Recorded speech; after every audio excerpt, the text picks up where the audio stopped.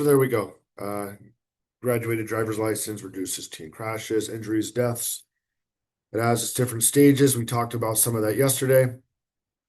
What's it say? It says in our workbook, page 4, there's three stages of licensing. Let me see that.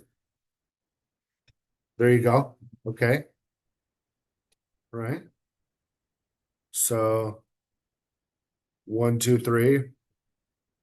Right here.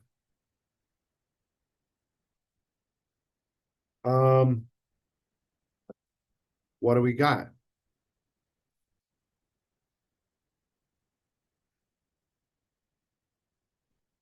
We've got permit.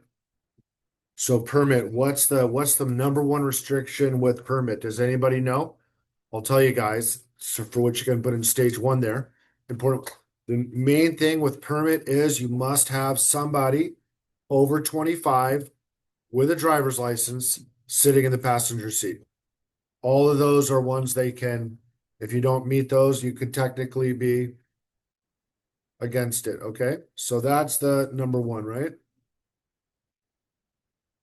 Okay, right. Drive, adult driver. Don't have someone else in the front seat. Okay. Okay. 50 hours. We talked about this. We've got inside our books, our workbooks. You see, we've got those little hard parts in there. Driving hours. Yeah, fill those out, right? Like put it down. If you get out there, you drive for an hour and 20 minutes, write down 2 hours. The point is for you to get the experience. The hours that we drive, like with the instructors here at school, those are only going to be for things for you can work on. But the real driving and the experience, you got to get it yourself, okay? So you should get at least a minimum of 2 hours of driving in between each lesson, the minimum. Okay, here we go. What do we got? Then you got what? Number 2 is going to be graduated driver's license, right? What restrictions for that is,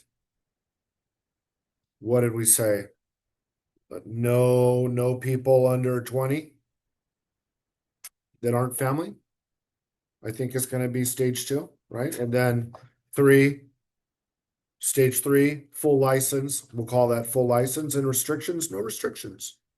I think that's a year or so afterwards. I'm not exactly sure. If anybody knows, let me know, but I think it's a year. Okay.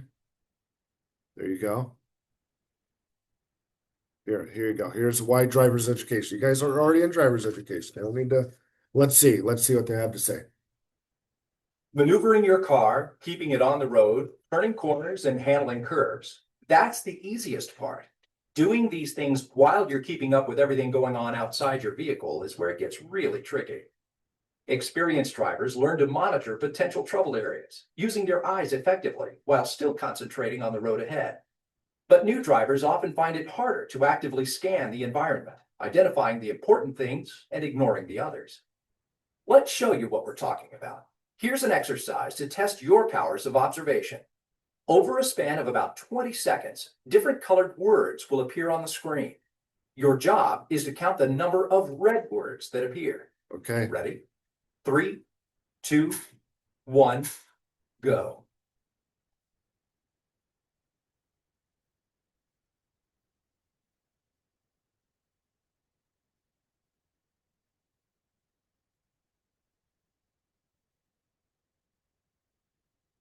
Nice.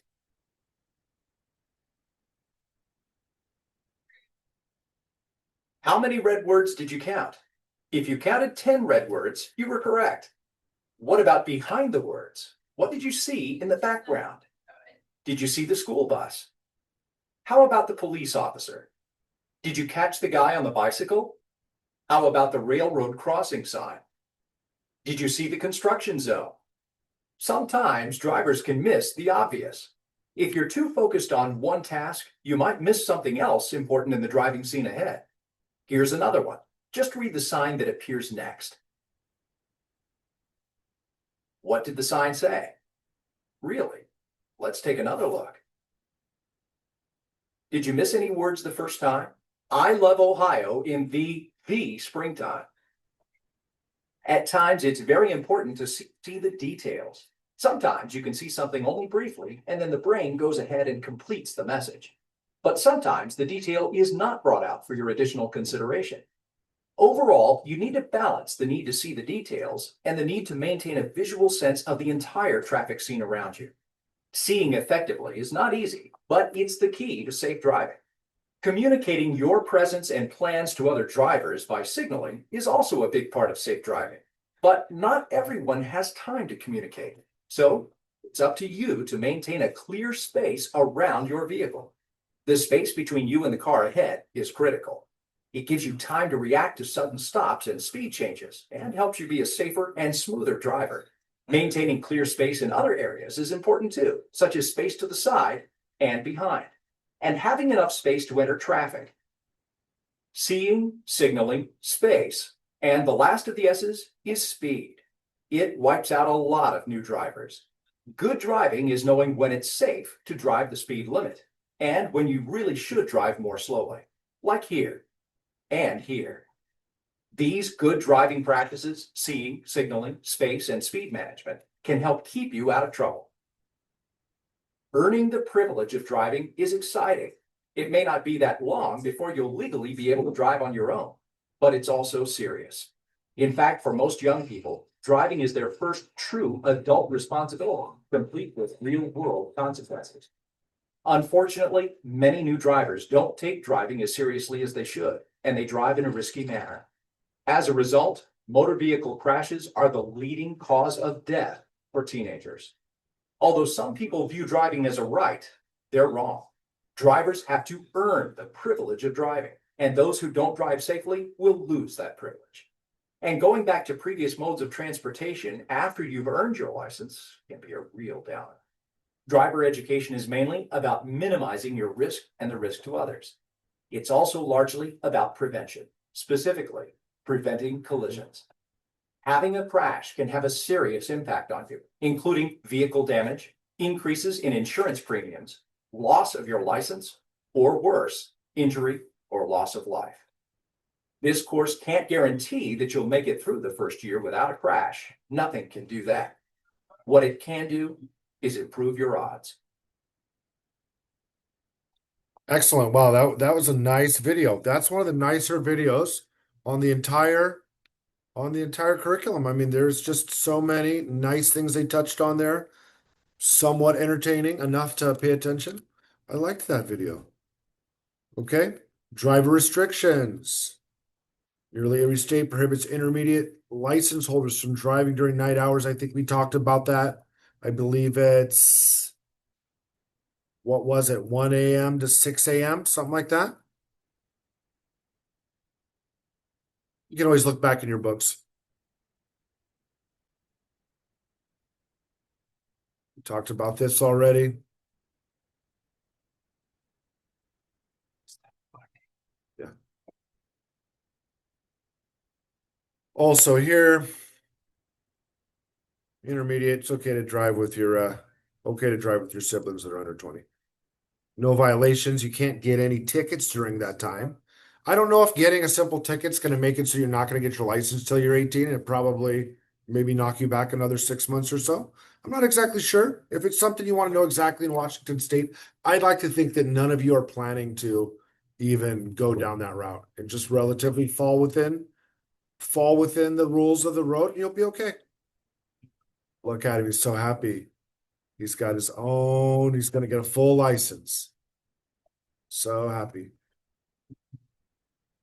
Good for him, right? Okay. Parent involvement, right? How can parents be nice?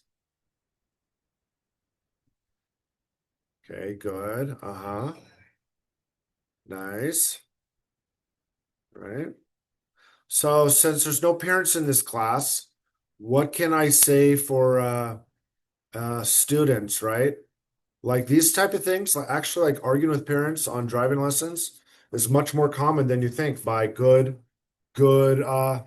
teens and good parents. right? It's not that either of them are bad, right? But so just think about that as well. Like the best way your parents can be successful with doing this, I think we can all agree on that. It's like, what do we want our parents to do? We don't want them to just like come on, like laugh about and chide us about how bad a driver we are and how we don't know how to drive. You're right. Of course we don't. That's why you're teaching me how to drive. I don't know anything about it. Okay. You might clip a curb or something. Hopefully you won't run into a car or anything, but there's going to be some stuff. So yeah, the same way is yeah, be good at taking try to best be good at taking criticism. Okay. Look at this. His dad's so nice. He's like, I'll take you to the lot, son, and you can pick out any car you want. He says, thanks, Dad. Wow. It's lovely. Okay. Parent coaching guide inside. Where's this at? This is also in on the inside of your workbook, those kind of like stiff pages in there. What do we got there? Parent coaching guide. Where's that? It's in there. It's in there. I think that's coaching your new driver. Yeah, do's and don'ts. So yeah, remember that as well. Remember that as well. Like be good students. Like remember, like don't let it become like, oh, okay, this is this. Okay, well, I don't want to drive then. Sometimes we have to butter our parents' bread a little bit and just, take it, right? Take it and okay, there you go. Got some nice little driving lessons in there as well that you can practice doing. Nice stuff. And on the back of that, your driving log, right? Okay, that's the one we're talking about. Okay. Here's the other one I was just talking about. And on the back, there you go. Nice ones right there. Okay. Important stuff inside these things are some of the things I think that can benefit you the most in the whole book. Yeah. Definitely filling out that driving log. Students, let's get our driving log filled out. I've heard of some DMVs, if you go there to take your driver's test, that where they don't ask for your driving log, but some do. I know here we do. So yeah, fill that out. Remember. And once again, it's not about that like when you filled it out or didn't fill it out, but just remember you're going to need that much practice in order to pass anyways. Probably more. Okay. Advice for new drivers. That's you. Things to remember. It's normal to be nervous. Okay, that's a good one. Expect to make mistakes. Good. What else? Yeah, looks good. Okay. All right. Okay. There we go. Nice. What else is there to remember? Minimize distractions. Right.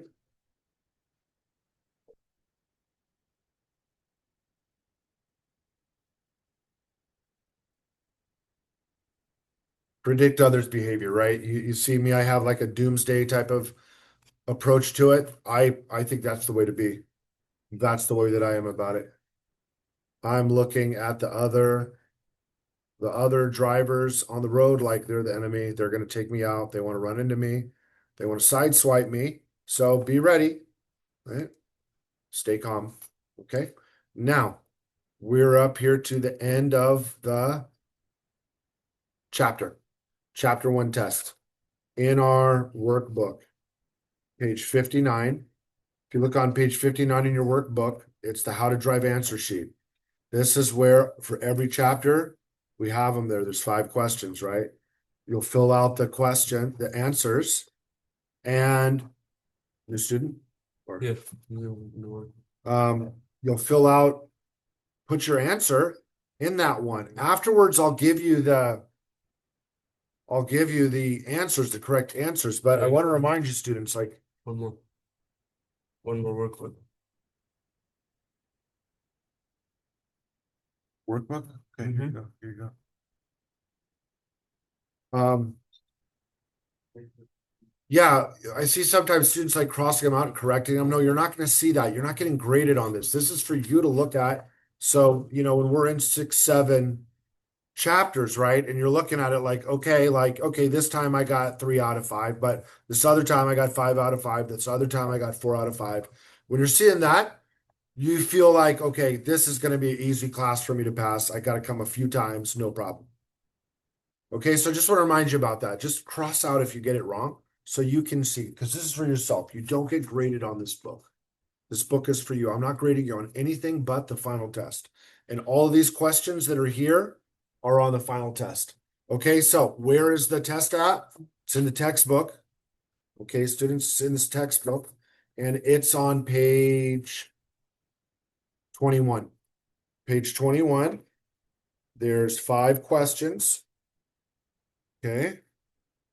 And you just go ahead and fill those out.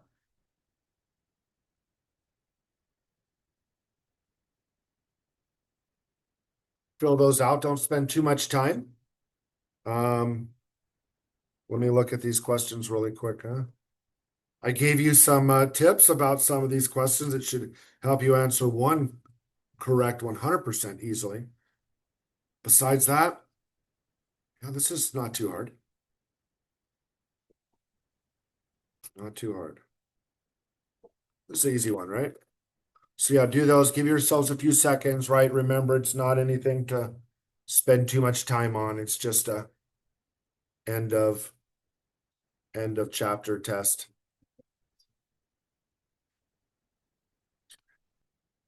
Page 21. Okay, so yeah. Give you guys a few more minutes. Students in Zoom, you can let me know when you're done. You're done.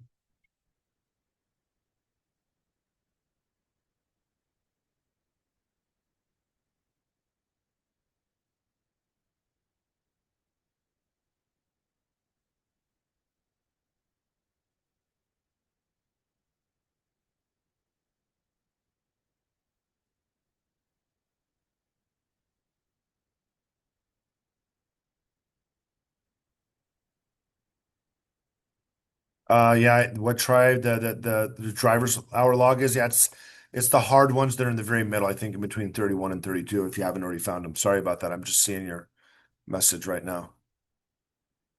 Okay. All right, excellent. Thank you, students in Zoom who sent me your name and if you're at the Kent office or the Seattle office. I appreciate you guys doing that. So I can mark you for attendance, right? Yep, got you. Okay, thank you so much. Thank you. Okay, students, so let's go on. Number 1 is going to be what? 90%, right? Driver error, 90%. It's not the cars that are falling apart on the road. 90%. So look at that. That gives us as individuals a lot of input, right? 90% of it is people. If you could take yours down a little bit, that's a win. Okay, drivers should develop the habit of searching how many seconds ahead. I don't really feel like in this chapter they really emphasize that, but I still think you can get it right. And the correct answer on this one is going to be D. Right now, number 3, a teen driver's chance of crashing is higher when driving. Yeah, we went through this one. It's going to be A, which I think is for anybody. I don't think that's going to be just for teens. Okay. Number 4, approximately how long does it take for a new driver, there we go, to reach the driving ability of the average experienced driver? I remember we went over this one. I think you all got this one right. This is going to be D, 5 years. D, 5 years, right? And that's not a bad thing. That's just letting you know how many different things you got to see to kind of get it into your toolbox. Like, what am I going to do in this situation? Okay. And this one here, I gave you guys a hint yesterday, I believe, right? All the above. All the above. All of the above. We're going to watch a couple of these videos, BAM Camp, Bam cam is kind of like other people that got in accidents. So here's these guys. What are they doing? Looking away. Looks like he's playing with the radio and riding too close. Let's see how this turns out for him.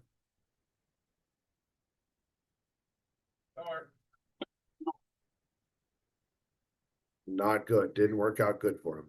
Got to have a bigger donut than this. This one here, right? This young lady, the light turns yellow and she has to clear the intersection because she's already out there to take a left turn. This is true. She does need to clear the intersection. That's correct. The yellow light, you need to clear the intersection. You can't just stay there. You can't freeze up. But the mistake she makes is she thinks that's a free left for her or associates it with that and doesn't understand that the guy that's coming head on from the other direction on probably a 50-mile-per-hour road is coming and he's going through the yellow light. He entered the intersection while the light was yellow. There's nothing illegal about that. Okay. So yeah, be careful about this. We do need to clear the intersection, but we always have to yield to these other cars coming on. We'll see later on. It's such a large amount of crashes involve left turns. Let's see this.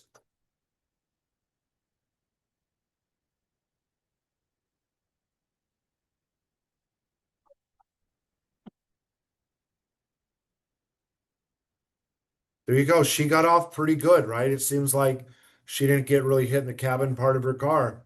That's dangerous. Not good. What about here? Talking on the phone, runs the red light. Okay, let's see. I think she doesn't hit the other car. Let's see. I'm heading towards the yeah.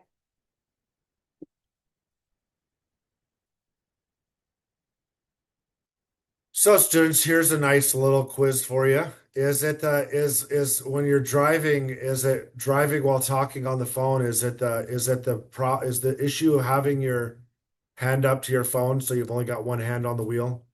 Is that what the issue is? That people are getting in more accidents because they got one hand on the wheel instead of two hands on the wheel? No, no. So even with a hands-free call, they say it takes 27 seconds to collect your mind back to concentrating on the road. That's how much having a conversation like that type of a phone conversation, how much concentration it takes from the person. Okay, what's going on here? Looks away for the road, throwing gum out her window. Let's see how this turns out. Okay, they all have the same sunglasses.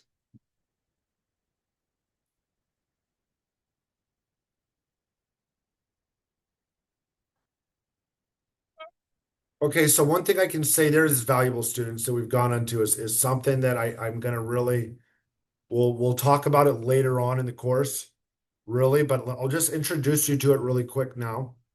Is that like this whole thing?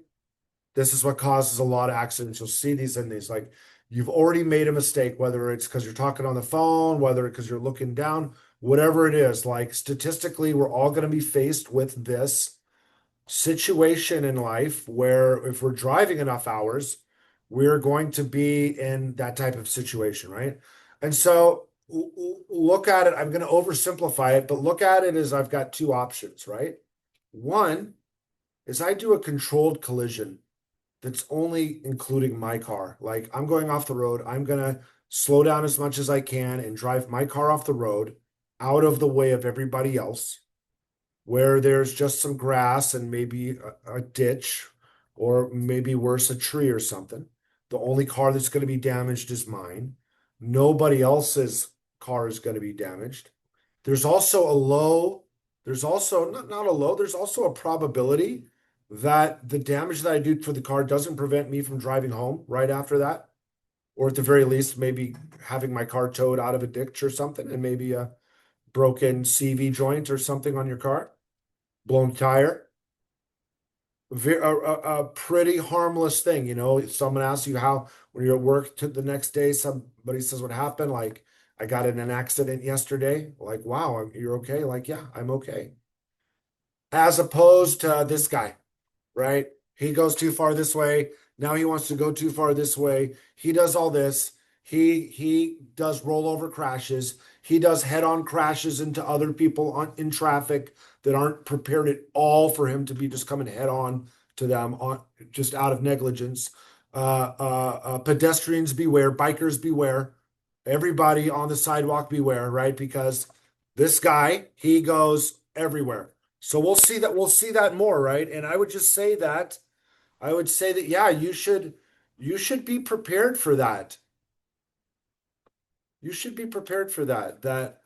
That's something that could happen. And that's really the difference because as you'll see, some of them we saw yesterday on some of these cars, the the how good it was, right? The rollover crash and how much they hold up and stuff these days. Yeah, cars have safety features like better than ever before.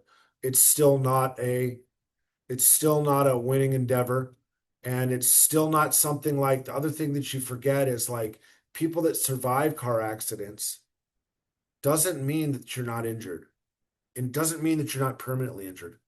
A lot of these injuries that happen with these jerky type of motions that happen in car accidents around the neck, the upper spine, the shoulders, it's a wrap from then on also. So just remember that, like whether you're later in life or early in life.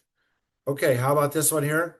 Hits the bicyclist, turn left is a common thing. This is common for all of us. This is common for people with 30 plus years driving experience like myself, that clearing everybody, you're looking everywhere except the people in the sidewalk that weren't supposed to be there. Okay.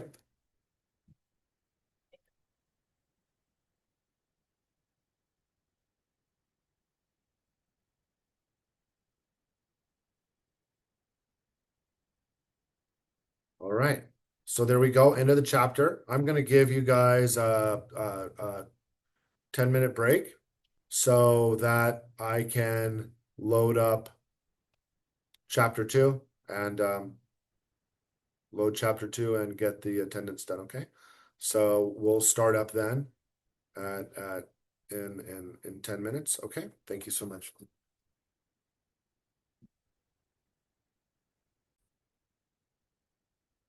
Chapter 2 here, knowing your vehicle. Here's another one of the chapters. Like I said, some of them later on, they're kind of repetitive about the same things: distracted driving, drunk driving, tired driving.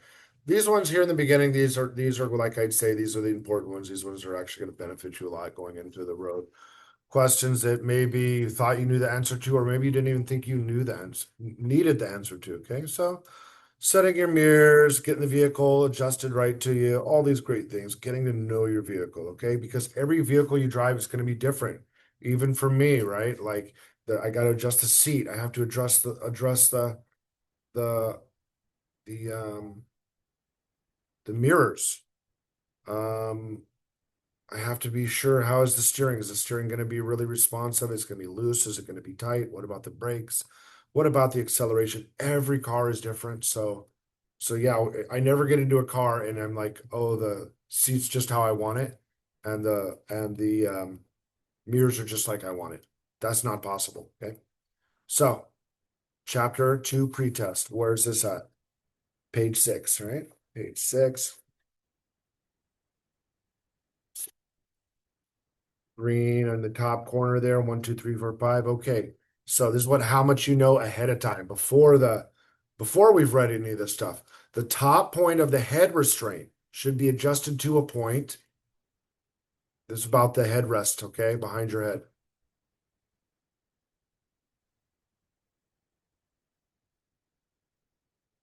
Not really a lot of time we need to spend on this because a lot of us were guessing, but I'm hoping we're guessing 1 out of 3 instead of 1 out of 4. Because I'd like to think that you guys look at D and you realize that even if I'm guessing 1 out of 3. I'm not guessing D. So the correct answer from that's going to be A, slightly above your ears. Okay, number 1 is A. So if you got that right, leave it alone. If you got it wrong, cross it off. Which of the following hand positions allows for the best control when turning the steering wheel? I think that not knowing this, I think you can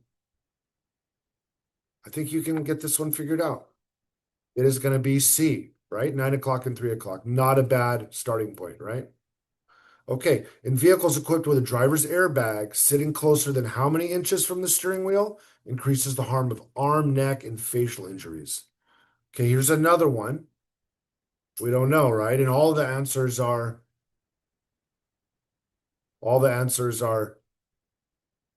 reasonable, right? So what are we going to guess, right? What are we going to choose? The correct answer is going to be A, 10 inches. Number 4, when it is raining, when should you use the cruise control?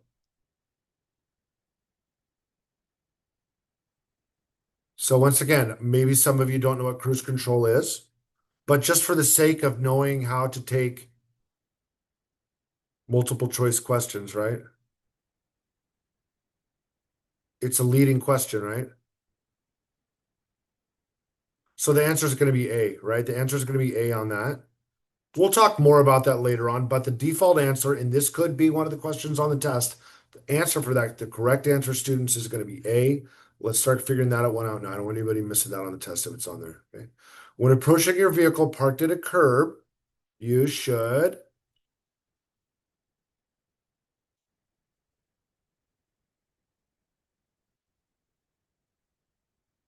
Okay, so it's probably not A, right?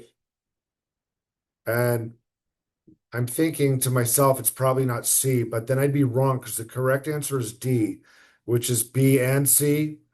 Once again, students, like I don't go to my car that way. I'm not sure that would help if anything happened anyways, personally, but just remember this. This one could also possibly be on the test. Okay, B and C on this one. This has to do there. Okay. All right. Let's talk about first the pre-driving checks. Okay. What should we do before vehicle driving? What should we do? I would like to say we're going to name a lot of stuff on here. Some of it you're going to really benefit from, some of it not as much, but you should look. I mean, at the minimum, we should look at all 4 tires of our car before we get into drive in the morning to see that they all got air in them, at least that. I think if you do that, you can see some other things. If there's some leaking fluids, maybe that'll help you see it. But yeah, if you can just get yourself to look at the tires, that would be good too. Okay. So what do we got here? Page 6. It says find an area which you can list good driving habits and bad driving habits. So good driving habits and bad driving habits. So what do we got? Good habits, what? Sitting upright. What else? No cell phone. Using signals. What are bad habits? Speeding. What do we got else down here? Speeding, using phone, not signaling, tailgating. Okay, that's fair. Okay, here we go. How do you learn about the vehicle you'll be driving? Read the owner's manual. Not everybody, look, let me pitch you on it, right? Like how many books are you going to read or TV shows or movies you're going to watch in your lifetime just for entertainment that take up an hour and a half of your life? And when it gets over with, you're like, I benefited not at all from that. So let's talk about this. You got a car. This is your car. You bought a car. Spend an hour and read that owner's manual, like they've got the picture of her doing there. Wow, help you out so much. You'll be so happy. But you'd be surprised how many people will spill out, kind of just forget about it. But it's a great thing to do. Let's watch this video here. Good drivers don't just hop in their vehicles and go. You always check to make sure your vehicle is safe and ready for the road first.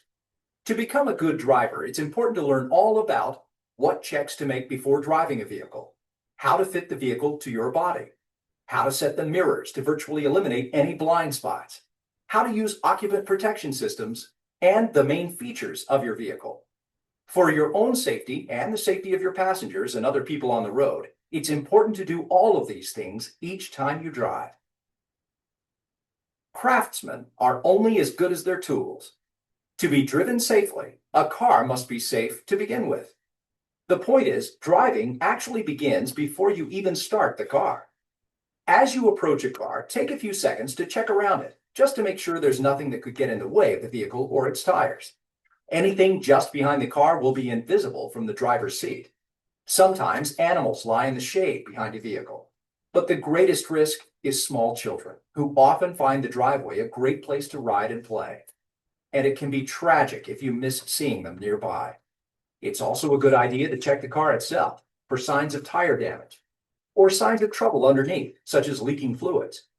These are the checks that you should make before driving each time. Nice. Good stuff there, right? Good stuff. There you go. Making sure your vehicle's prepared for driving can really reduce your risk on the road. Take a look. Here you go. Here, where should you hold your hand? There you go. That's where you should hold your hand. Just kidding. But once again, students, like my job is to make sure that all of us pass everything the first time. So let's have some giggles about that. That we should always walk around with our finger on the alarm with our car. But also, make sure that we know that's going to be on the test probably. And we want to get that right first time. Okay, what else? Scan surroundings. There you go. Okay, search for movements. This is kind of like outside of the know your car, but be visible to others. Okay, here you go. Here's not a good one, they say, not a good one. Not exactly sure how he's supposed to text somebody though then, but they say somebody they'll run up and take his phone and order things. This one though, this is the correct one. And this one I agree with all the way. Yeah, facing the traffic so much smarter than if you're back to the traffic, you can see what's going on, you can time them. Yeah, excellent job. Here we go. This used to be a problem. They made the reverse cam, which made its own set of problems of people thinking that you can use the reverse cam to drive in reverse, which takes away a lot of your sight. Reminder about that, students, every time on your driving test that you're asked to drive in reverse and you are not looking out the back window of the car, there's a very good chance you're going to fail the test just for that alone. Okay, there is no, and you'd be surprised. I have students that I'm like, yeah, okay, turn around and look, and they're like, yeah, uh-huh. And they're like, not doing it. I'm like, yeah, look out the back window. Like, uh-huh. Still like looking forward, putting the car in reverse and wanting to drive backwards. We have to. I wouldn't recommend doing that in your personal life, but at least when it comes to the driver's test, yeah, don't do that. Not a smart move. Okay, here you go. Look, he's doing what I'm saying. Look at it's saying brake lights, license plate, headlights, tail lights, mirrors. I think the tires. I think if you could look at the tires once, this right here, you should clean your windows before you get in the car. I think personally that's also a little excessive. Whatever. Okay. Here you go. You see this? You can't drive. This is like your transmission is pouring out fluid everywhere. Every old car is going to have like older car at some point because of the way that engines and the type of seals they have in between it. There's going to be some type of oil leak, little or not so little. But this right here, when you see it pouring out like that, especially if you don't know, yeah, don't do it. We're a lot of times like influenced or think, well, I'll just get in and drive home and pretend it's not happening, and I'll just get home and I'll just worry about it then, right? You could do some serious, serious damage that you'll regret. You'll wish you pulled over and you didn't have something like AAA. So you're like, here's what I'm going to do. I'm going to call up, I'm going to go on the website. I'm going to sign up for AAA, and then I'm going to wait 10 minutes, and then I'm going to call up and get my car towed. Nice. Nice choice, right? Nice choice. What did it cost you? Maybe $9.99, something like that. You were good at life that day. Okay, but this guy that wants to drive home with this stuff pouring out, he's going to cost himself $1,500, $1,800 when it's all said and done. Okay? So be careful, especially if you don't know, especially if you're unfamiliar with what's going on with something with your car. I wouldn't take it out like that. Okay. What's it saying? Putting the packages in the back in the trunk. Yeah. They won't fly around in the car if something happens. Also, nobody will be tempted to break in your car either. Think about that. Okay? Think about that, students. Like you leave a backpack or an empty laptop bag or a purse in the front of the car, and you know there's nothing in it or nothing of any value to you, right? So this is a real story, right? This like my wife moved to the United States from a country that they don't have like street crime like that. So when we would go somewhere, I'd say, "Hey, you need," she'd say, "No, don't worry. Don't worry. There's nothing in there that's they're gonna want to take." I said, "Yeah, no, but the guy that's gonna break my window, he doesn't know that, right? So I'm gonna be out $250 if I'm lucky, maybe 280, 310, depending on, I'm gonna be sitting on glass, water. Not fun. We don't want to do that. Okay. So there's a lot of benefits to putting stuff in your trunk from the beginning. Okay. Not sure so much what it has to do with driving as much as being familiar with your car. Okay. Here we go. Start up your car. Nice. Okay, nice. Obviously, this is for electric start. Lock your door. This one's good. Okay, two. That one's a good one. I'll say that. That's a good one. Lock the door. I agree. Okay. Here you go. Now, third, adjust your seatbelt. Adjust your seat. Don't put your seatbelt on first because that's going to make it harder for you to move around. Okay. Seat, steering wheel column. There you go. Now, seatbelt. Oh no, mirrors. He's got his seatbelt on though. You see that? Mirrors. Set your mirrors, students. And trust me, it's not, don't think that you're doing when you get in the car with the instructor or somebody and you don't say, "Oh, it's okay." You got to adjust them to the way that you can see the best. Because remember, you seeing the best you can see, that doesn't mean that you see everything, right? So you got to take advantage of everything you can. Okay, put your seatbelt on. Okay, if you want to deal with the AC and radio and these things, windows, now's a good time. Okay, says we should turn this off. I don't know if that's realistic. I mean, I don't know if I should just say, "Oh yeah, you should turn it off." But at the very least, once again, like deal with these things ahead of time. How you want the temperature to be, what you want to be on the radio. There's a good time to do that before you get moving, okay? All right, ignition and security. What does ignition switch do? It starts the car. Okay. Like this, the way I like it, or this one on the right. It's okay. It's okay. There you go. Push the button. Okay. Here's a little video on push button things. Not the most exciting one, but let's watch it.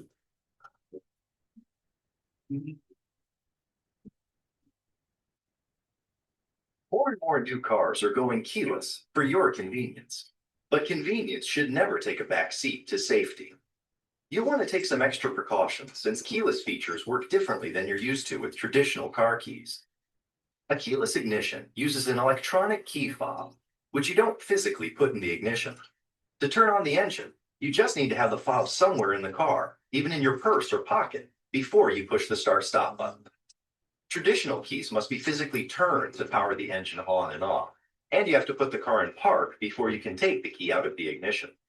The engine doesn't automatically shut off when the key fob is removed from the car. You still need to press the start-stop button. Since there's no traditional key to operate, it can be easy to forget to put the car in park when you shut it off, which can lead the car to roll away. If the car is parked in an enclosed garage and you accidentally forget to turn off the engine, it can even result in carbon monoxide poisoning and death. This is particularly important since carbon monoxide fumes are odorless and colorless. If your car has a keyless feature, here are some simple tips to keep in mind for everyone's safety. Check your owner's manual so you understand how the key fob works, since they can vary across manufacturers. Pay attention to any alert signals while you're in your car or getting out of it. Remember to put your car in park before turning it off, and always apply the parking brake. Never get out of your car while the engine is running. And don't leave your key fob in your vehicle. Make sure to take it with you. Always be safe, and when your car is keyless, don't get careless. At NHTSA, we believe in safer drivers, safer cars, safer roads. Get your safety facts at safercar.gov.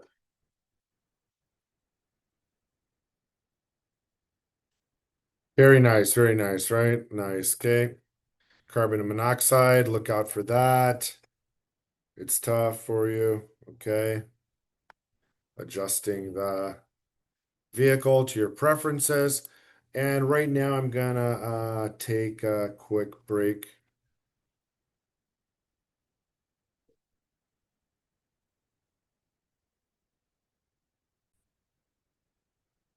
Great job. So let's watch this video right here about adjusting the vehicle to fit you. What are we talking about here? Same type of things, right? Seat belts, all that stuff. Let's watch it again for the first time for us, actually. Now you're ready to start up and go, right? Well, not quite. Adjusting the seat and the steering wheel are important steps that shouldn't be overlooked. To maintain control of your vehicle, you need to sit in a comfortable, erect position, squarely behind the steering wheel. The seat should be the proper distance from the wheel. You can achieve the proper distance from the wheel by extending your arm and adjusting the seat forward or back until the top of the steering wheel is in line with the palm of your hand. The goal should be to have a nice bend in your elbows when gripping the steering wheel. If the car has an airbag, your chest should be at least 10 to 12 inches from the center of the steering wheel. Your legs shouldn't be cramped or fully extended. You should be able to comfortably reach the accelerator and brake pedals without lifting your heel from the floor. Your right foot should be able to reach the floor behind the brake pedal. If the seat is too far back, you might not be able to steer or brake properly or operate other controls. With the seat too far forward, your arms are cramped and you can't turn the wheel as easily or quickly, or get to the brake in a hurry. Next, we need to adjust the steering wheel, which lets you go where you want to go. To adjust the steering wheel, tilt it up or down until the top of the wheel is about even with your shoulders. Some steering wheels can even telescope in and out to further refine the adjustment. You should grip the wheel with both hands positioned directly on either side of the wheel. Basically, your hands are placed at the 9 o'clock and 3 o'clock positions on a clock. In this position, you'll have the best leverage and control when turning the wheel. There is an alternative position. Some drivers prefer a slightly lower grip at the 8 o'clock and 4 o'clock positions. For some drivers, this is more comfortable. It reduces fatigue and gives them more control over steering. If your hands were higher, say at 10 and 2, you'd risk a greater chance of injury to your arms if the steering wheel airbag deployed. Maintaining control of your vehicle is critical when performing any driving maneuver. That's why you should always keep two hands on the steering wheel. Nice stuff, right? Two hands. Excellent job. Okay, manual seat adjustment. It'll be under the front of the seat. It's usually a little rail. You pull it up. Electric seat adjustment. Okay. It's nice. It's better until it breaks. Okay. Where should you be seated? At least 10 inches behind the steering wheel. There we go. That's one of them. That'll be one of the questions for sure on the final test. Okay. Your seating position affects everything else. What's that? What you see, how close you are to the steering wheel, pedals, all of those things, okay? No, no, don't want to do that either. Not good. No. Yes. There you go. Here you go. If you can't reach the pedals, we got something for you. I mean, I don't have one, but if hypothetically you were, look, you could put that on there, pedal extensions. Okay, what's in your blind zone? Here we go. Used to be kids, bikes, a lot of bikes and balls getting ran over. Now, not so much. What else we got here? Adjusting the steering wheel. I like to be able to look from where I'm at through the top of the steering wheel, the open part, and be able to see into the miles per hour, revolutions per minute, all of that stuff. See what kind of person you are. Like maybe for me, that's what it is. It's like it's all about the sight line for me. For somebody else, it might be more comfort sitting in one place or the other. Remember that. Don't be afraid to change it, even if you're only going for the car for a 5-minute ride. Okay, when you're getting in a new car, make it the way that's going to give you the most comfort, because that's what's going to give you the best chance of performing the best in that unfortunate circumstances that you're in one of those bad situations. As I always say, caused by the other drivers, but it's how we react to it. Here we go, 9 and 3. Sorry about that. Okay, there we go, 9 and 3. Okay, they like 9 and 3. They also like 8 and 4. They also like 8 and 4. 10 and 2 is not in anymore. 10 and 2 used to be really popular when I was growing up. I don't want to get into that because Remember, 9 and 3, that's what it's going to be on the test. I want you to do best. This one, not good. Bing. Okay. No, don't do 10 and 2. It says here 10 and 2 is common, but I don't know. Says 8 and 4 and 10 and 2 can reduce the amount of steering that you need that can be done before you need to move your hands. So, it says also the 10 and 2, it's hard to keep that nice bend in the elbows. All excellent, excellent points. Excellent points. There you go. You can understand why you want that, right, students? Another thing, let's just talk about this now. Like, we want to hand off the wheel. Like, let's not do this. Okay. When I'm doing this, I always want to be recentering the wheel. Always be recentering my hands. So in that case that I have to make an emergency 90-degree turn, no problem. But when I'm doing all this and something happens and I got to turn to the left really hard, like, I can't do it. Okay. So there's a lot of reasons to do it. Let's start that out as a good habit. There you go. That's one of the main things that when I get new students that have been driving for a while, that's one of the main bad habits they struggle with is that, like, the gripping the wheel like all the way around. It's not good. It ends up in an accident. Okay. Mirror settings in use. Okay, true or false, the only mirror that really needs adjusting is the rear view mirror. That's false, although it's definitely the most important one. I'd say it's 90% of my rear view information is from that center mirror. The other 9% is from the side mirrors, and that 1% is going to be the blind spot. The blind spot. Okay, so here we go, blind spots. What can we find out about the blind spot? Is an area you can't see. On small cars, it's small. Then when you get into minivans and SUVs, it gets bigger. And then when you get into trucks and buses, they can't see anything. Okay? You have to be aware of that.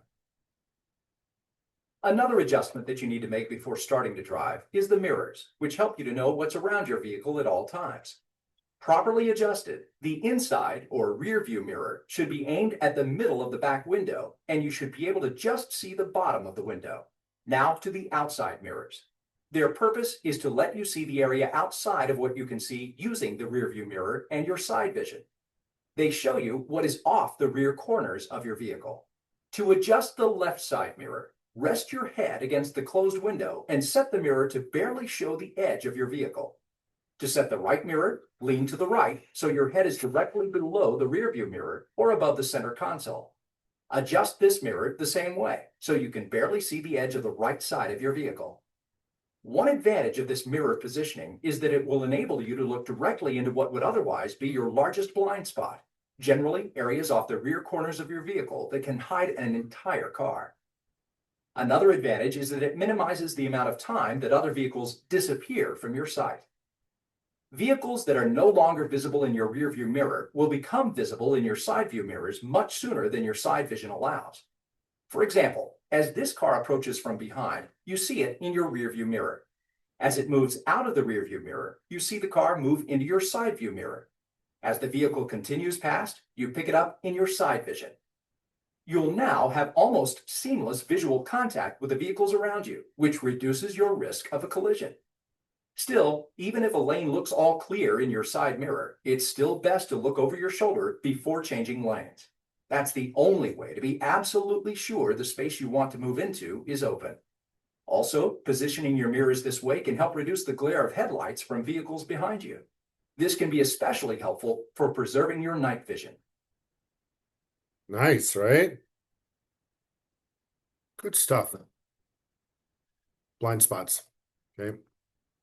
All right. So properly positioned mirrors, critical for effective searching. Students, we got to be looking all the time. It's just not something you're going to make it without.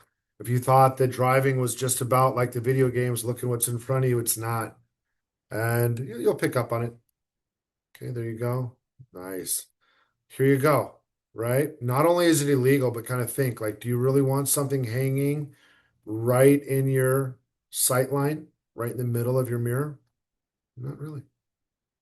Okay, they're showing you how to adjust your mirror, put your head to the window like that, or stick your head way over like that, and then look at the side of the car.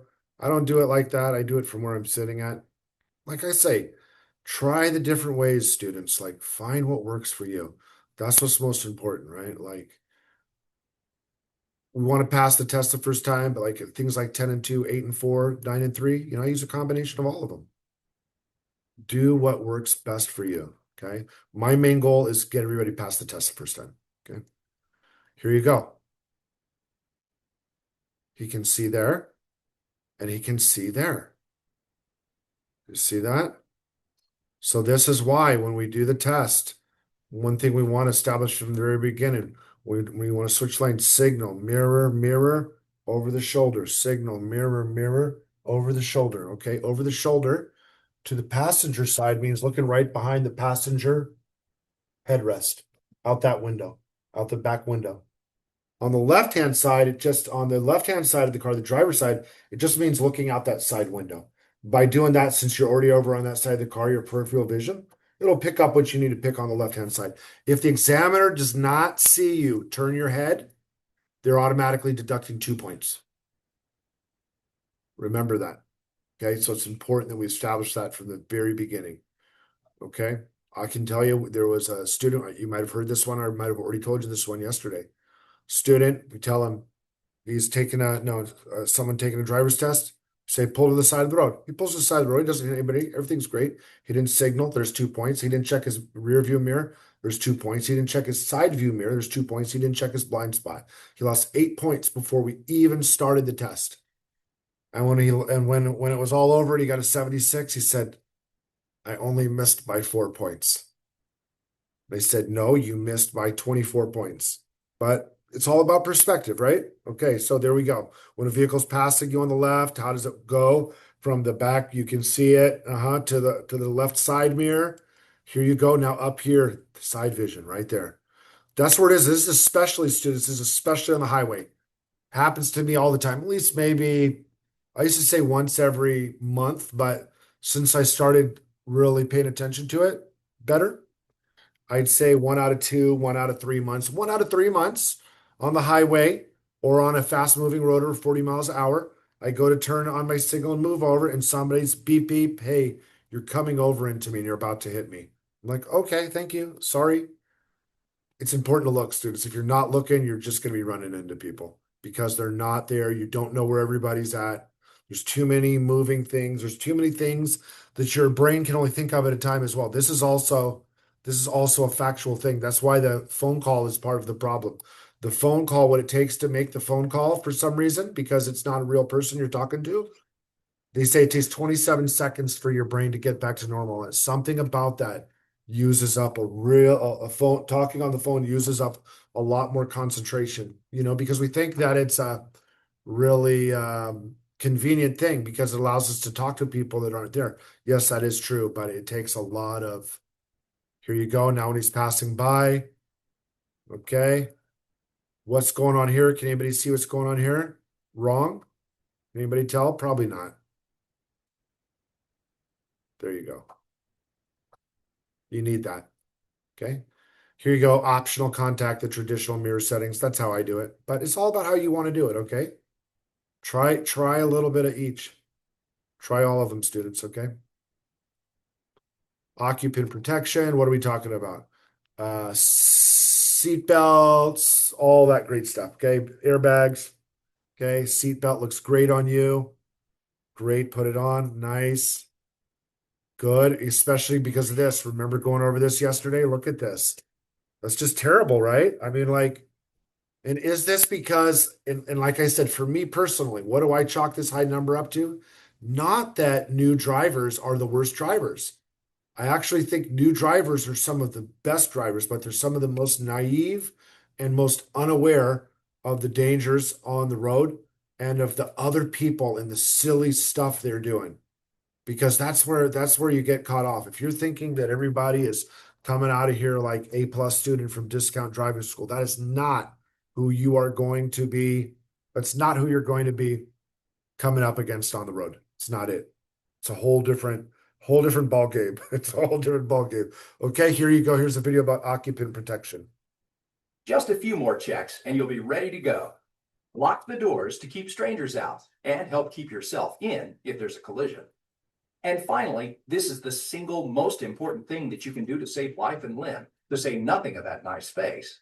Wear your safety belt. Basically, safety belts reduce the chance that your body will come in contact with hard surfaces in the vehicle. That is the real risk in a collision. You see, there are actually 3 collisions when a crash occurs. First, the vehicle hits an object. Second, the occupant hits the interior parts of the vehicle, such as the steering wheel or dashboard. Third, the occupant's internal organs slam up against their skeletal structure. It is during this last collision that most injuries occur. Safety belts are designed to prevent ejection and slow the rate at which you move forward in a collision. This, in turn, reduces the chance that your body will come in contact with hard surfaces in the vehicle. Even collisions at low speeds can cause a real shock to the body. Let's take a look at a school demonstration that shows what's actually involved in a crash at just 5 miles per hour. The seatbelt convincer buckled the students in a seat and then let them truly feel the impact that even a minor accident carries. Message hit home, not just intellectually, but also physically. When you told them 5 miles an hour is what they just experienced, they were shocked because they realized it was quite a jolt. The crash simulator was, I think that's been my favorite part all day because like when I went to go put on the seatbelt, I do put it behind my head sometimes and I put it underneath my arm, and you're not supposed to do that. And now I can tell why. Take that experience and apply it to a car going 10, 20, 50, 70 miles an hour, and you can only imagine. So that's a very impactful station. As you can see, even traffic at just 5 miles per hour can result in quite a jolt if a collision occurs. But some drivers still don't wear their safety belts. Most of these drivers have misconceptions about what will happen to them if they use their safety belt. I don't like to wear a seatbelt because if I crash in the water, I'll be trapped. There you go.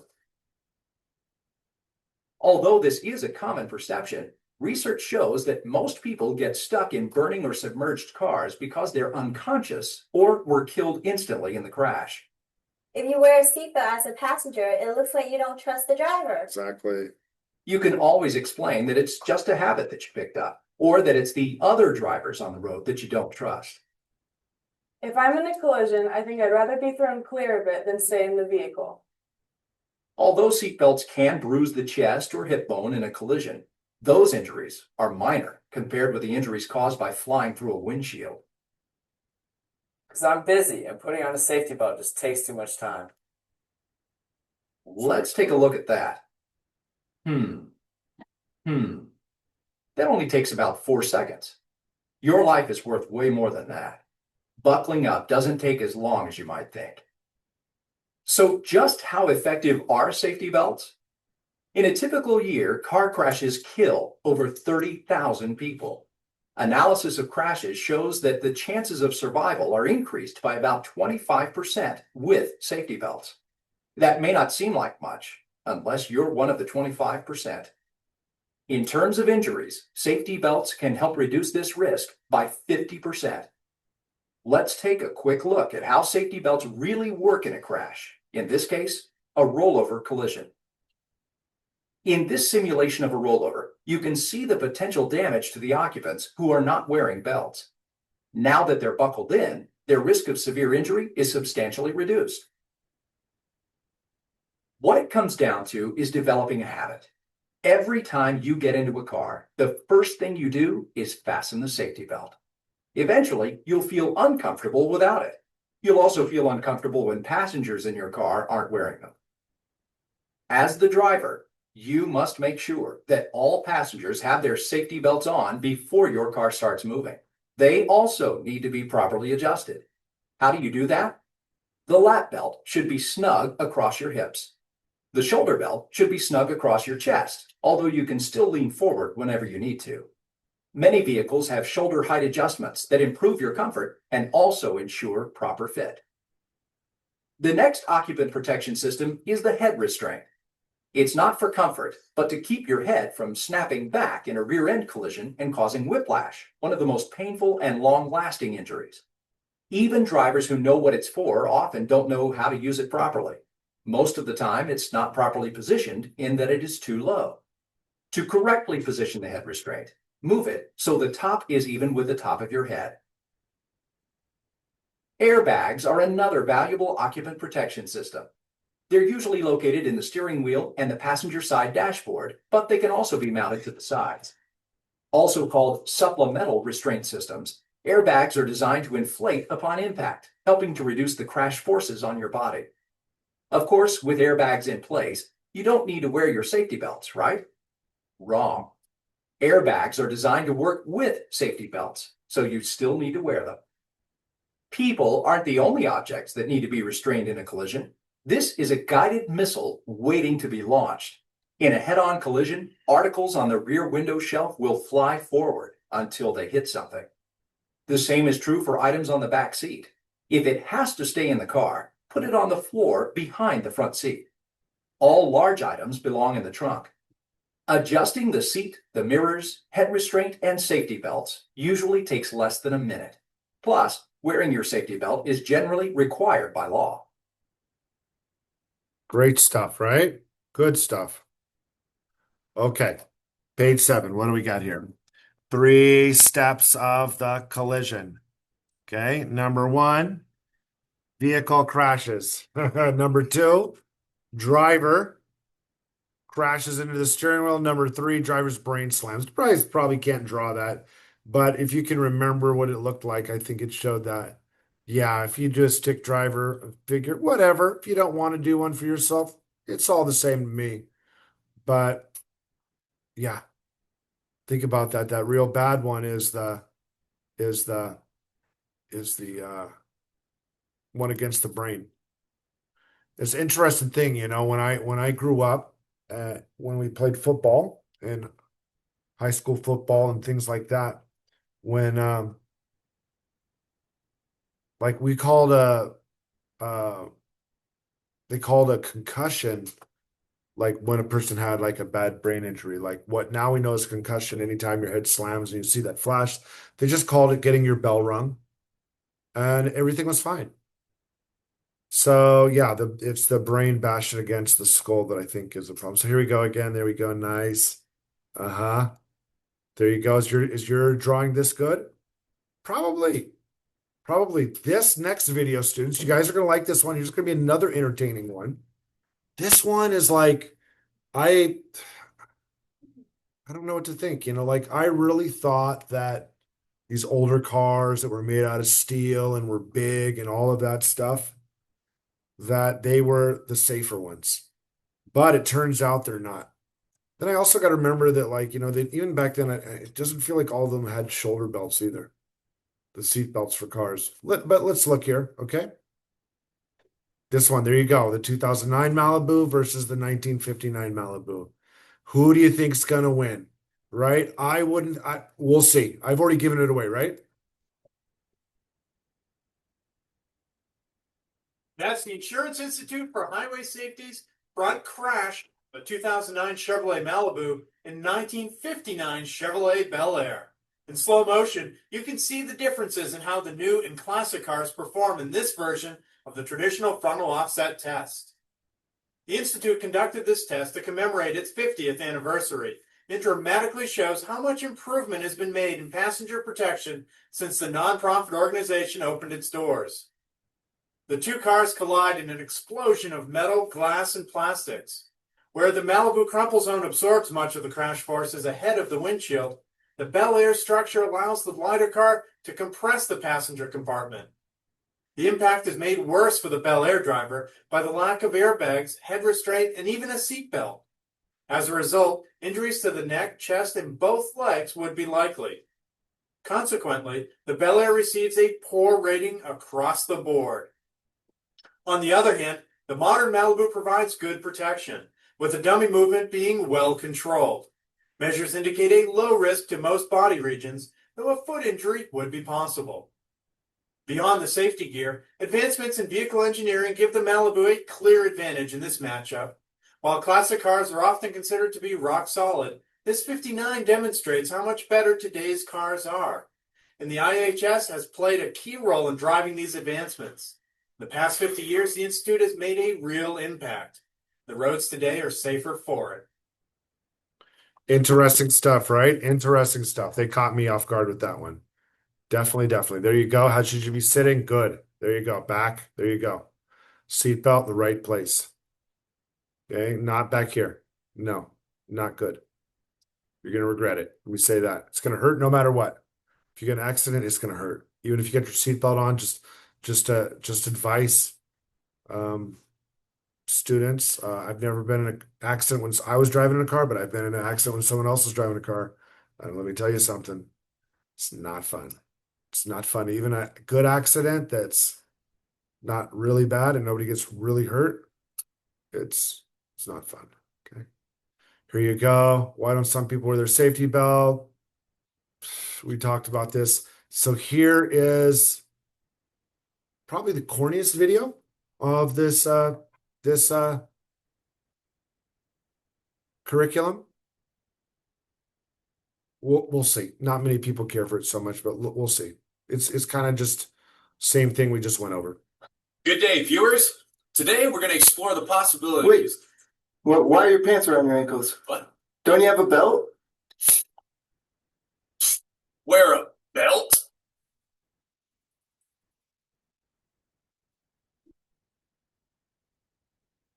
Good day, viewers. So I noticed that a lot of people don't wear their seatbelts. And when I ask them why, a pretty general response that I get is, it's too much of a hassle. Well, let's explore and see if that's actually a valid response. Let's get started. That means cut.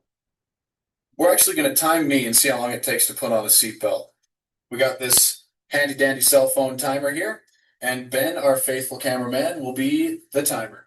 Whenever you're ready, Ben. And go.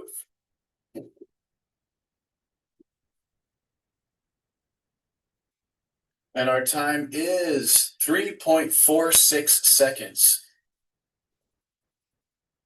Now that we know how long it takes to put a seatbelt on, what we're going to do is go ahead and get started with our day. But the only trick is going to be I will only have 3.46 seconds to do everything in the daily routine. Let's see what happens. Wake up, you got 3.46 seconds to get your clothes on. Time's up. It's going to be a long day. Go. Time. I think I just made it worse. Go. Up. Go. Time.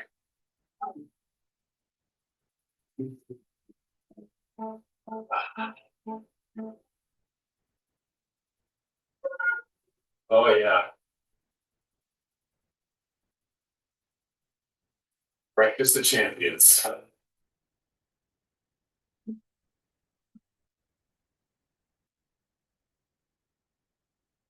That's raw. Go. Time. What's that taste like? Like, salmonella? Or what? Yeah. Obviously, we've proven that putting a seatbelt on isn't a hassle, especially compared to those everyday things that you and I do all the time. So, if you plan on going through that daily routine, you're planning to live. So always wear your seatbelt. Nice stuff, I guess. Okay, how about this one here? Should we do this? No, but I mean, I wouldn't say that it's better to take your seatbelt off, but just understand that there could be there's some serious injuries that can happen because of that. Possibly death you could see, but I wouldn't say worse than that. Here's the best one here. Not funny. But yeah, so like someone behind you's not wearing a seatbelt. Imagine this, like you're wearing a seatbelt or you're driving a taxi and you're driving safe and everything, and the guy behind you doesn't want to wear a seatbelt. So he crushes you and kills you.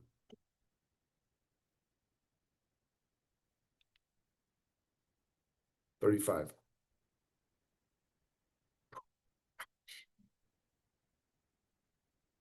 Ouch.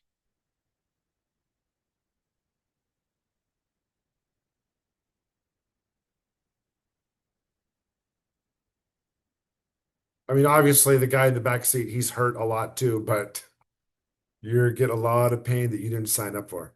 So remember that as well, right? Remember that. There's a lot of people also, they wear seat belts in regular life, but when they get in a taxi, they don't wear a seat belt. It would be interesting if they could see why that is. I think that maybe it feels exclusive. I don't know.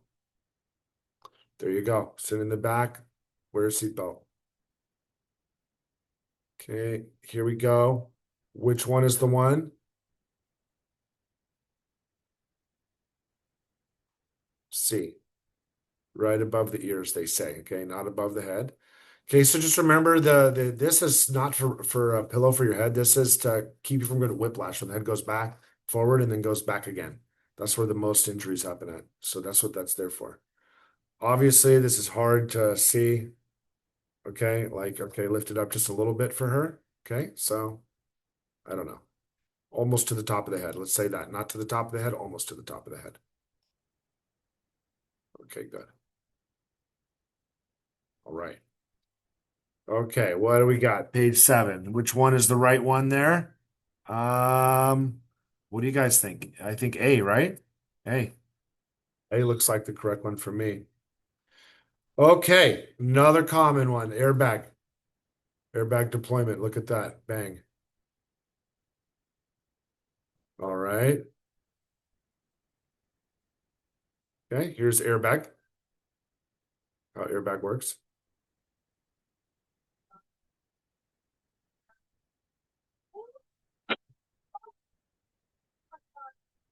Ouch. So you see that? There you go. She's driving in her lane. She's doing everything right. She's coming up on a stoplight. Somebody comes around the corner wide, and there you go. So you got to be ready. Always got to know the possibilities out there. Don't think that it's just the default is just that the road is super safe. Here you go. This is showing you the side airbags. The bumper. Don't get too close. 10 to 12 inches. That'll be on the test. At least that'll be on the end of the chapter test. 10 to 12 inches from the steering wheel, students. 10 to 12 inches. Okay. All this nice, scary stuff. Warning, let's sit your kids in the front. I don't know. You know what I mean? I'd like to know. I'd love to hear back from anybody that's had kids under 12 get an accident in the front seat if it was worse or better. They say it's not a good idea. I think you can get a ticket for it. I'm not sure. I don't know what the age is. Might be 8, might be 12. A good one to look up if you care too much about. Is your child in the right car seat? Of course, though, the right car seat is nice. Okay. Is it okay to drive with your pet on your lap? Well, I mean, for you, it's like a second airbag, but I don't think it's good for the pet. Look at this. The pet has its own seatbelt. Its own seatbelt. Look at that. Who would have thought that, no? Who would have thought that? Speed and directional inputs. When should drivers not use cruise control? Bad weather. So that's another thing here, students. I think like what we call rain and what other people call rain, like is if the thing is if the rule is don't, I mean, because on the test, the question is, when to, don't, and when the bad weather, how to do the cruise control, don't use it at all, right? There's the answer. Okay, there's the answer. There's the answer you need to know for the test. Beyond that, rain in Seattle doesn't necessarily mean what it means in other places. Sometimes rain here is just a little kind of drizzling, kind of wet fog. So definitely not anything where it's going to be a lot of water. It increases your chances of hydroplaning and some other things. Let's watch a short video here.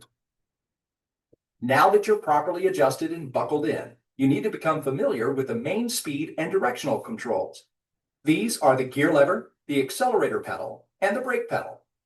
The gear lever allows you to select which gear you want to drive in. The foot pedal on the right is the accelerator pedal, which controls how fast the vehicle moves, either forward or backward. The foot pedal to the left of the accelerator is the brake pedal. This controls how quickly the vehicle slows down. Another important feature is the parking brake, which is designed to hold a parked vehicle in its place. The parking brake is usually located in one of two places. Hand-operated parking brakes are located on the center console and are operated with the right hand. You pull up to set the brake and release the lever to disengage the brake. A foot-operated parking brake is a pedal located above the floor to the far left of the brake pedal. You press down to set the brake and then release the brake by either pressing again or by pulling a release knob by hand. But wait, there's more.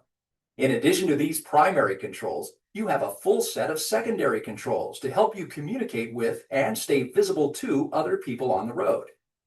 Although rarely used, the horn is used to communicate your presence to other drivers. It's usually activated by pressing on the middle of the steering wheel.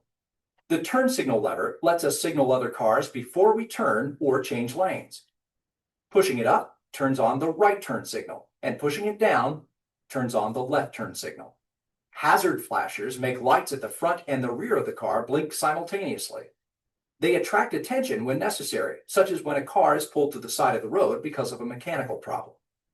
Windshield wipers help drivers keep a clear view of the road in traffic in wet conditions. There's a control to turn them on, and a speed control that lets you adjust the speed of the wipers according to the amount of rain or snow. The windshield washers help you clear the windshield of dirt, particularly the spray that's thrown on the windshield by trucks and other vehicles ahead. There's a control to turn the headlights on, which we should do every time we drive. This will help reduce risk by increasing your visibility to other drivers. There's also a high and low beam control. There's a control to turn on the heat when it's cold, or to get cold air when it's hot. Most vehicles also have levers or buttons to activate releases, such as to open the hood, the trunk, and even the fuel door. In addition to these vehicle controls, there are some gauges that you need to know about. The speedometer shows how fast you're going. The odometer shows the total distance traveled by the vehicle. The fuel gauge shows how much fuel you have. You may have a little fuel left when it reads empty, but don't count on it. Additionally, there may be a symbol telling you what side of the car the fuel door is on. This indicator shows the temperature of the water in the cooling system. The oil gauge shows the engine oil pressure. A light will signal when the pressure has dropped to a dangerous level. The alternator indicator registers the output of the system that keeps the battery charged. Generally, a warning light or gauge will alert the driver when the battery power is low. It's very important to learn the location and operation of all controls and indicators before you drive a particular vehicle. And anytime you drive someone else's car or rent one, you need to take a few moments to make sure you know where everything is. Excellent point there. Before you hit the road, you need to make a few checks to ensure your vehicle is ready to drive. After you make sure that the nearby environment is clear, you need to adjust the vehicle to your body and your preferences. You also need to buckle up. That's the most effective thing you can do to prevent injury. Everyone in the vehicle must be properly secured. You also need to familiarize yourself with each vehicle you drive before you drive. It only takes a minute to learn where the controls are, and that knowledge can really pay off in an emergency. Excellent, right?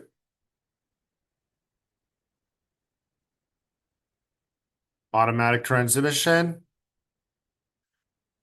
usually in the console or in between the seats, like that.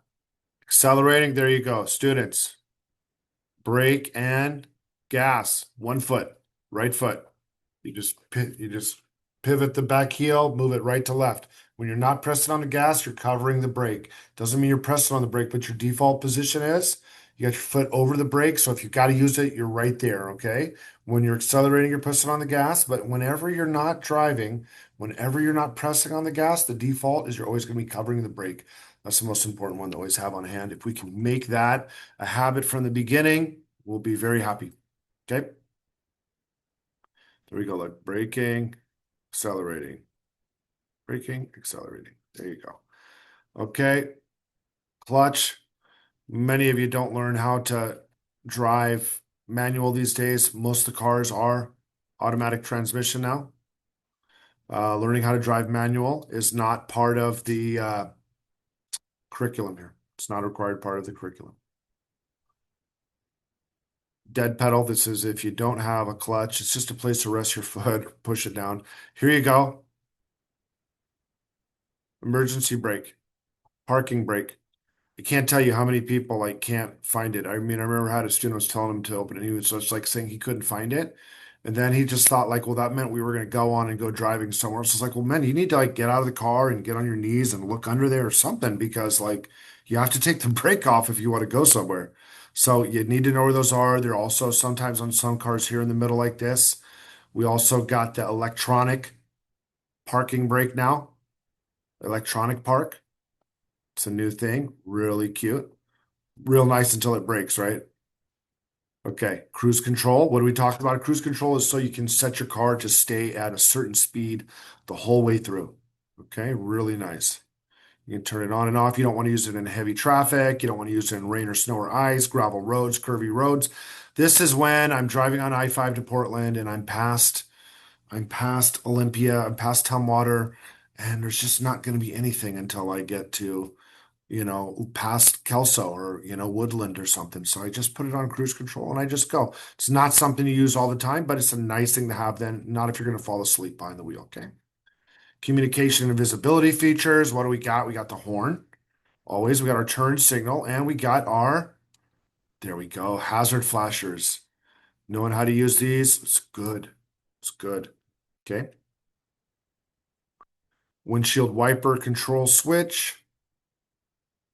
What do we got here? Headlights. High beam. You use this by pulling this one, the one that you have left turn and right turn, pulling it towards you or pushing it forwards. So you turn the high beams on. You're going to need to know how to use your high beams. And at the same time, you don't want to use high beams when I don't know if it's 500 or 300 feet. Let's say at least 300 feet. People are within 300 feet coming head on. You want to turn them off. But basically at night, when you don't have somebody in front of you, you want to always have your high beams on. Okay. Additional features. What do we got here? Air conditioning. Okay, what about this? Trunk pop, hood pop. Okay. If you're trapped in the trunk, well, if it was somebody kidnapped you, they probably already cut that off. But hey, I don't think that's the case. I don't think many of us are going to be trapped in the trunk, but there is a way out. There you go. How about this? This is fuel pump. One's electric, one's lever. Electric's nice until it doesn't work. Instrument panel. I think this is a good place to cut off, students. We've got slide 121 to 121. We're here out of 139. I would have liked to make it, but we're at